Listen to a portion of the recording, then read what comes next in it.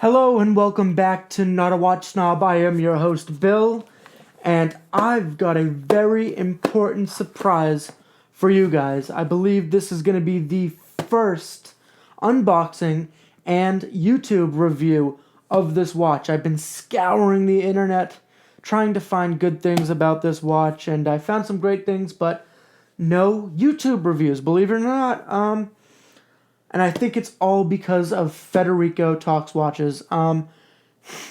Federico, this one's for you. I'm going to dedicate it to you. You're never going to see this anyway, so what the hell do you care?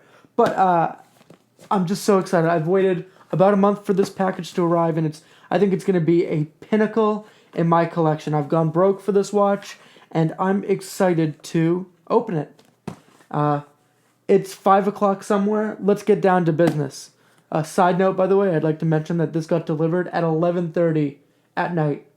I didn't know the post office was open at 11:30 at night. I thought this guy was breaking into my house. I'm like, oh, shoot. Gotta go get the baseball bats.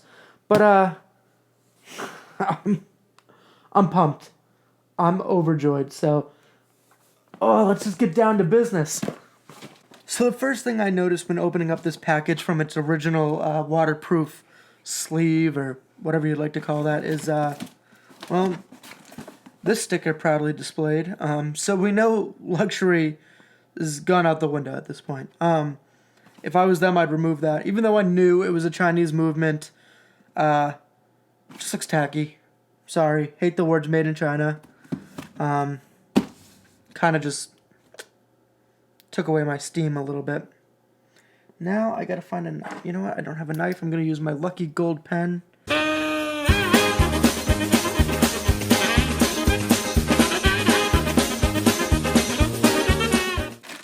Okay, well, I'll stop horsing around. First thing I'm noticing on the presentation box is a little dent, a W. Hopefully that's good luck for William, but I sure as hell did not do that. We'll just toss that shit out of the way. Here's the moment of truth, I guess. I just don't like how it came scratched already, though. So my high hopes for quality control is out the window. Alright, I'm just going to rip it off like a Band-Aid.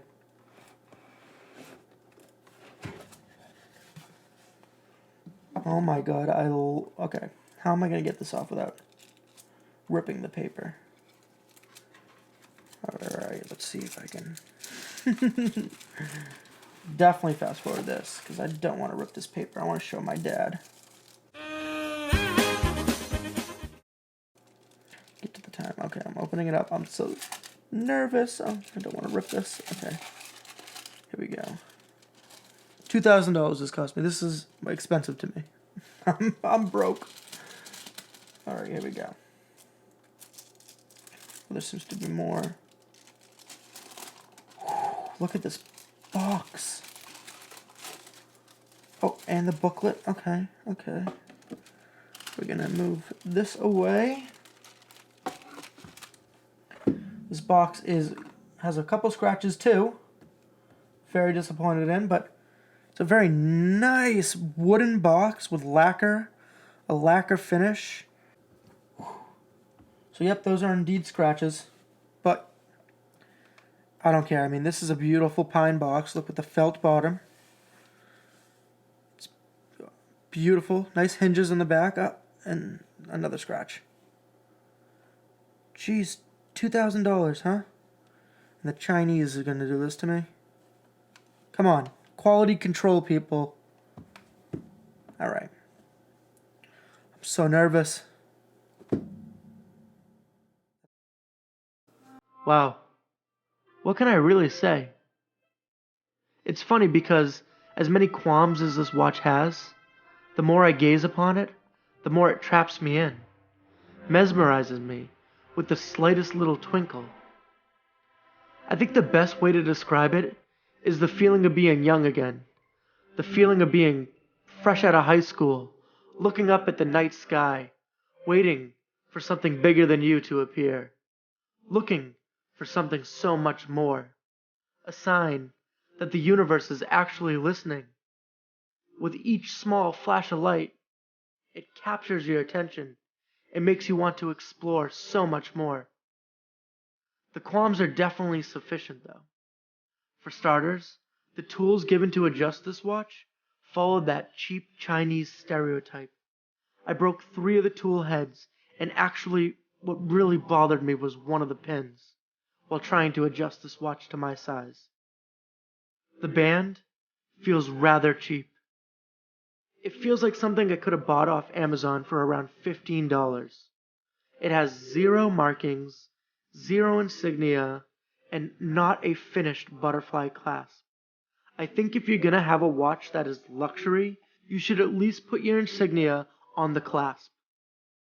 However, the contrasting of the brushed versus polish really matches the theme of this watch. The curvature of this watch is awesome. It's 18 millimeters, almost acts as a mirror when looking at the watch.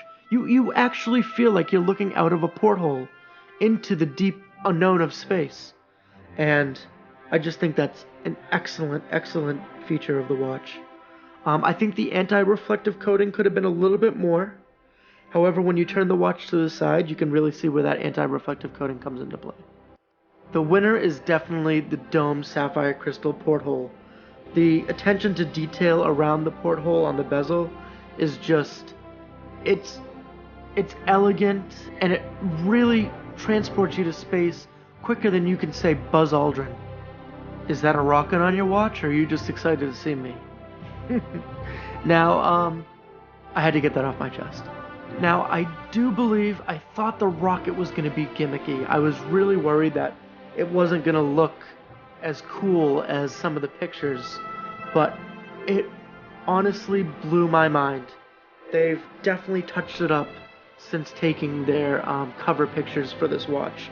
The contrast between the polished stainless steel and the brushed stainless steel really adds depth to that rocket ship. Between the porthole and the flames, the numbers that circular around that flame are really, really unique. However, I don't like that they added an underline between the 6 and the 9. I can tell the difference between the 6 and the 9. You don't need to do that. The loom, although it didn't last long, was actually really fantastic. I didn't know that the insignia on the dial itself lit up and became almost like stars at night, like a constellation. That was just, it was gorgeous. The loom around the bezel and on the rocket ship, just, it took my breath away. It really did. I loved the loom, and even though it didn't last long, I think if they used some Swiss Luminova, it really would have worked, and it really would have popped with this watch. However, is it worth the $2K? That's the biggest question. Would I recommend this to people, and is it worth the $2K? Truthfully, no. I think this is a great start to what could be a game changer in the watch world. However, you need to go back to the drawing boards and actually pay attention to some of the attention to details. I could see paying maybe $2,200 for this watch. Unfortunately, I did pay the $2K, but I mean, it's crazy because there is something magnificent to this. It's definitely a keeper. I'm not going to send it back. I'm not really complaining about paying the $2K. It's more along the lines of, was it the value for the money? And I don't think it was, but it draws me. It's unique, it's elegant, it's going to be a pinnacle in my collection, and I really think that, I fell in love with this watch. I really did. So ERA, I think you could go back to the drawing boards and really make this a contender with the big dogs out there.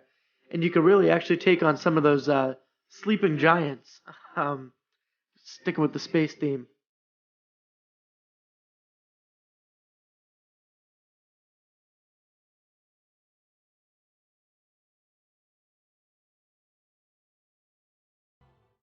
So guys, what do you think of my honest review of the ERA Hyperion? Let me know in the comments. I hope you enjoyed the video, and ERA, please listen to these critiques because there's just a little more you can do to take this watch into what it is now and bring it into that millionaire timepiece that you so love to brag about. I think there's just an extra step or two that you need to take to go that extra mile to compete with the giant corporations out there. But you guys were founded literally, what, 3, 4 years ago? So the fact that you even made a wandering hour plus a tourbillon that has never been done before is impressive. And the most you can do is just keep going up. So I'm glad to call this watch part of my collection. I'm glad to have this as a conversation starter within my little humble collection over there. But yeah, I'm looking forward to see what you guys do in the future, and I'm looking forward to hearing back from you. To my subscribers, don't forget to like, subscribe, hit the bell notification, and tell me what you think in the comments. I'd love to hear about this once in a lifetime watch. Yeah, and I hope you enjoyed the first review on it too. Again, this is not a watch snob. Sorry guys, it's like 3 a.m. right now. I was just so excited to get this review to you guys. I'm not a watch snob. I'm your host, Bill, and I hope you aren't either. Good night, guys. Thank you for watching.